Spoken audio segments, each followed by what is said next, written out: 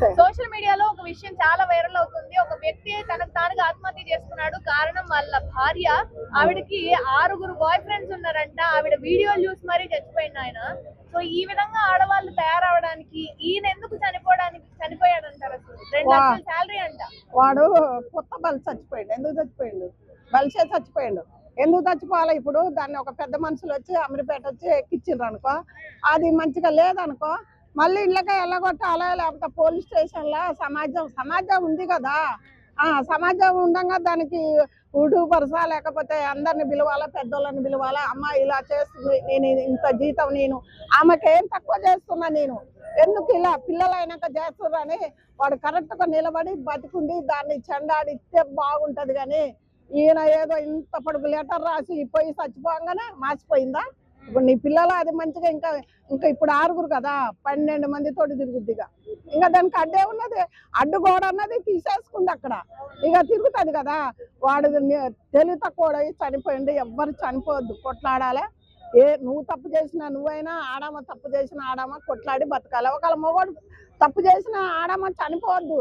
వాని ముందే, వాని కళ్ళ ముందే మొగరాయిలాగా తన్నుకుంటా వానితోటి బతికితే బాగుంటది. ఎవరైనా చనిపోవటమే మార్గం అయితే మనల్ని పుట్టించింది ఎప్పుడు పడితే అప్పుడే చచ్చిపోవాలని పుట్టించాడు ఆ దేవుడు కాదు కదా. ఈయన మొగోడు కదా, బతికితే బాగుంటది కదా.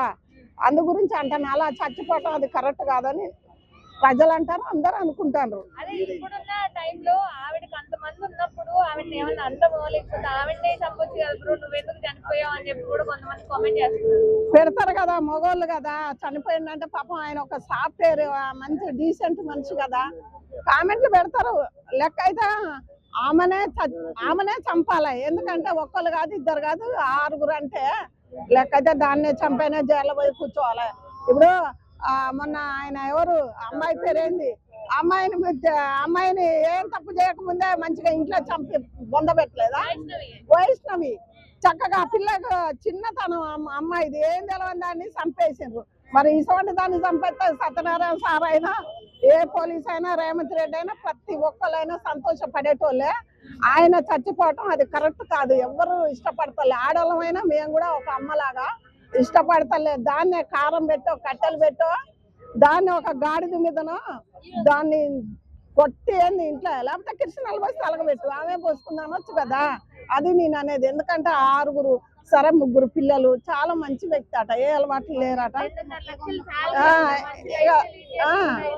దానికి 2.5 లక్షలు సరిపోవట్లేదు, సరిపోకనే తిరుగుతుంది. అసలు ఎప్పుడో చూసినప్పుడు వాడు ఎప్పుడో వదిలేయాలా, లేకపోతే అట్లా చూసినప్పుడు చావకుండా ఆ పిల్లల కోసం అన్న బతికి నీ పిల్లల్ని నువ్వు చాకొని ఇంకొక దాన్ని చేసుకొని మంచి లైఫ్ ఇది చేసుకుంటూ ఉంటే బాగుండు. నువ్వు చచ్చిపోయి ఏం సాధించినావు? ఇంత పొడుగు లెటర్ రాసినావు, రాత్రి ఏం పైన ఆమె మంచిగా ఏమంటే పెళ్లి చేసుకున్న హాయిగా ఉంటుంది. ఇంకా ఒక 12 మందితోటి.